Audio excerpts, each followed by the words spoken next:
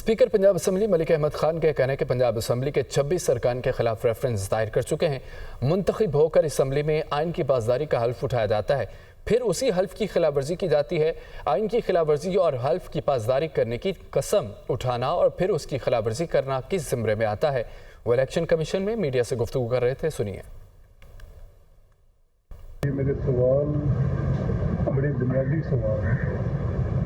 Number 1 मैं ये पूछना चाहता हूँ कि जो आइन की जो शेयर वायलेशन है वो वायलेशन एक हल्फ की पासदारी करने का कसम उठाना है और फिर उसको खुद ब्रीच करना, ये किस ज़िम्मे में आता है।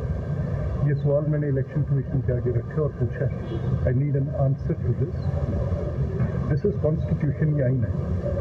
और आप हल्फ उठाते हैं, असेंबली में पहले दिन जाते हैं और जाकर आप हल्फ उठाते हैं कि मैं आइन पाकिस्तान को वफादार हूँ।